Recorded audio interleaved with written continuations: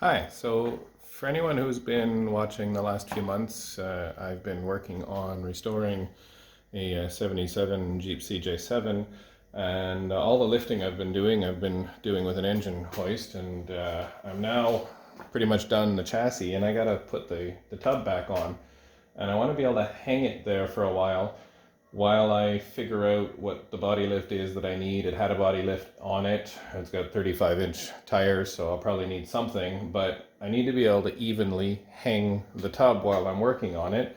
And I've already got another project lined up after this one. So I'm just in a two-car garage, and I don't have the height to put in a full-size gantry, and I don't need a full-size gantry.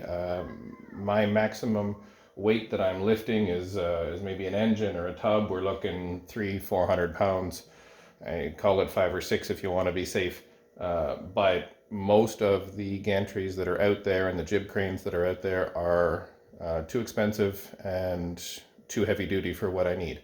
So I've put together some pieces, and I'm going to show you how I'm making a simple jib crane. It's going to hang here on this corner. I just happen to have a corner inside the garage, which is giving me a nice solid 2x6 along here to work with. And it's going to have a vertical post that goes floor to ceiling.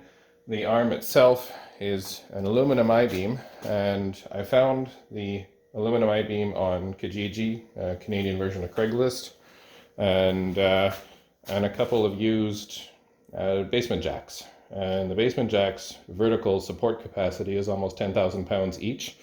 And this is 6061 aluminum, and it has a strength of about 2,000 kilograms. So it's more than enough capacity. The issue I'm going to have is how I'm hanging it and where I'm hanging it. I'm relying on the strength of the house in order to hold it up. So for anyone who's concerned about it not being strong enough, it should quite easily be able to handle multiple times whatever I'm going to put on it, and I know that. So as long as I'm aware of that, I'm good with that, and I'll get to it. First thing I'm going to be doing is mounting some 90-degree brackets to the wall. I've cut a hole in the wall just so I can access the inside, and I'll be through bolting with some large steel plates, and then I will make brackets that will fit onto my vertical posts. One will go on this side, and I'm going to bolt it all together. And once that's done, I'll have my vertical done, and then I'm going to work on the horizontal side of it. So hope you enjoy.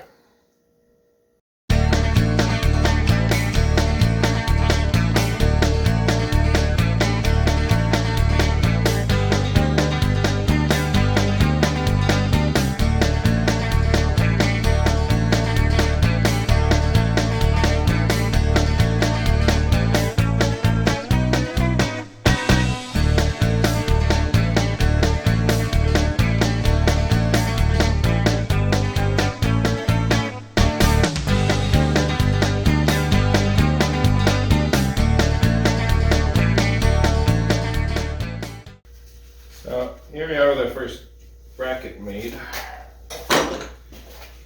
Going to put this on the wall here, possibly the other way. And the idea is that I can bolt this to my wall, whether I had a corner or a flat wall, but here I'm going to be able to tie into the strength of the wall, the ceiling, and the floor.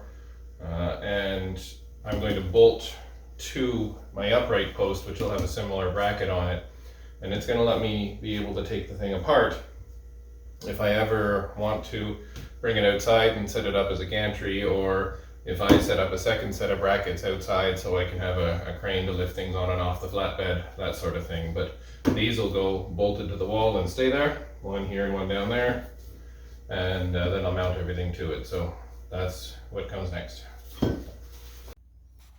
So here's my completed bracket with the tab welded on, and you can see here I've already mounted this one to the wall. There's a good strong stove bolt in there and bolted through from the hole I made inside the wall here.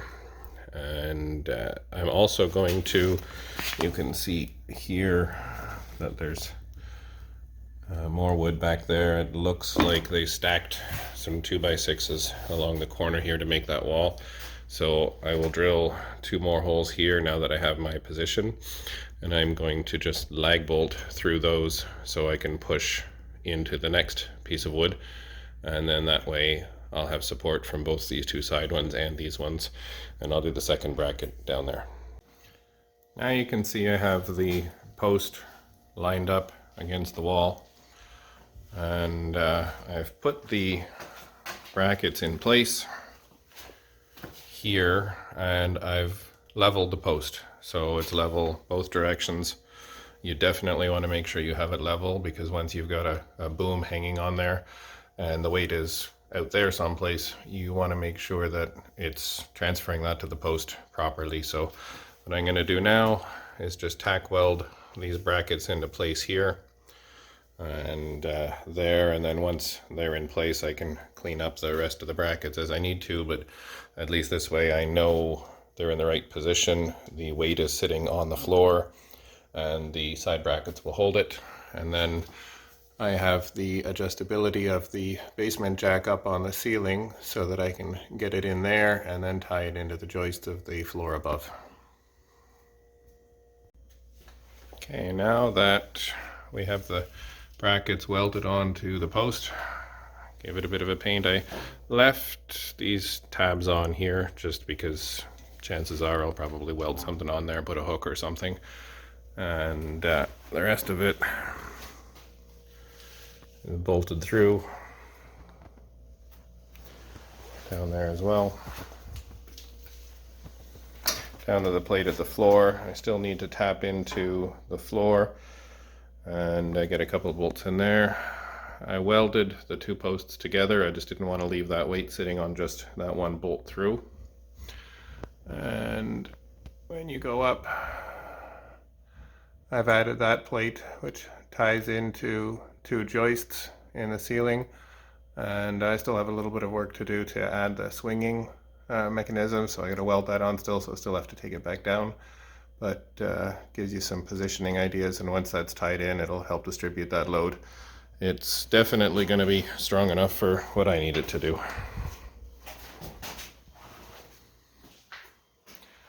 And it sits nicely right on the edge there, it's out of the way, and when the arm's in place it'll swing below the garage door rail, and it's long enough that I can swing it right against the wall there and get it out of the way when I'm not using it.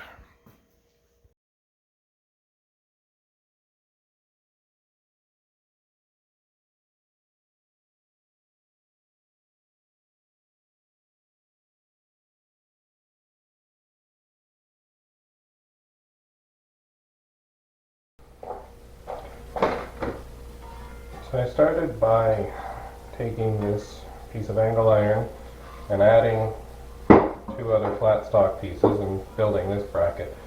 The idea for my swinging bracket is it will sit like this, and this is all stuff I found at Home Depot for 15 bucks, and this piece was 30 or 40. And then I got these hinge brackets which are on Amazon for 20 bucks, and they are for dump truck gates, and they're going to go on here like this, and I'll have one and the second one, and then I can weld the U-shaped bracket to the post, which will give me my pivot, and then I have to add a little bit more to here to give it the strength it needs.